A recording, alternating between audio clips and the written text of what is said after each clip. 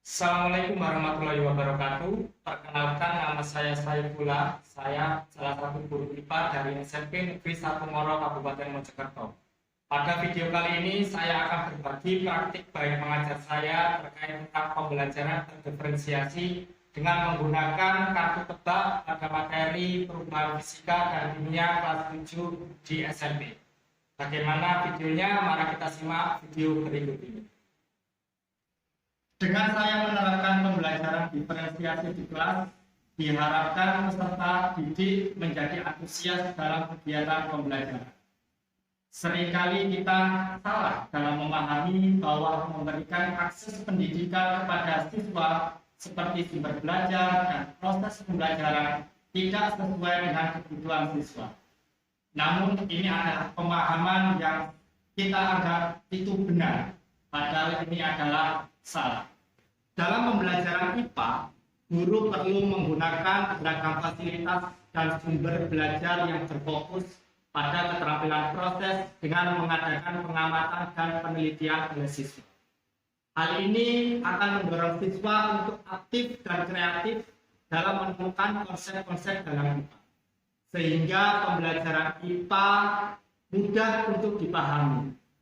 IPA mencakup berbagai aspek dari hal-hal yang paling terkecil seperti partikel sampai yang terbesar seperti alam semesta yang membuatnya menjadi subjek pembelajaran yang relevan dengan kehidupan sehari-hari manusia.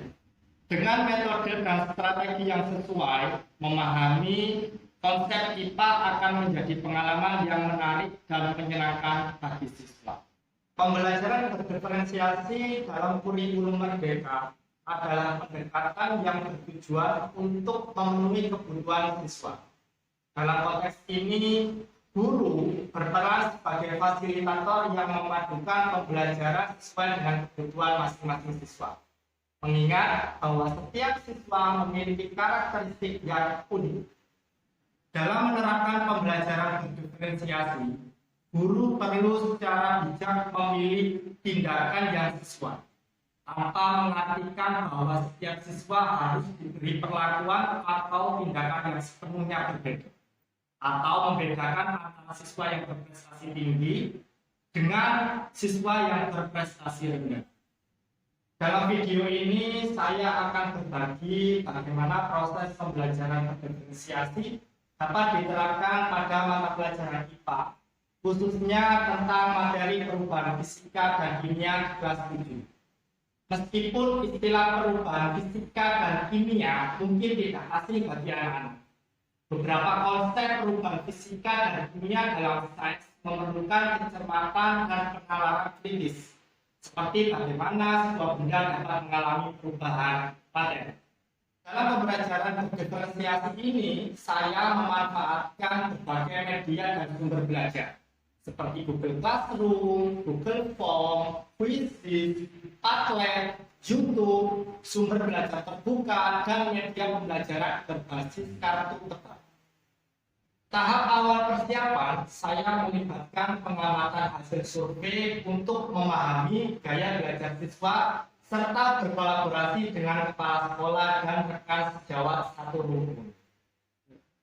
Hal ini membantu dalam menyusun bahan ajar dalam berbagai format, termasuk modul ajar, video, podcast, media pembelajaran berbasis kartu tebak, dan lembar kerja sesuai dengan kebutuhan gaya belajar siswa.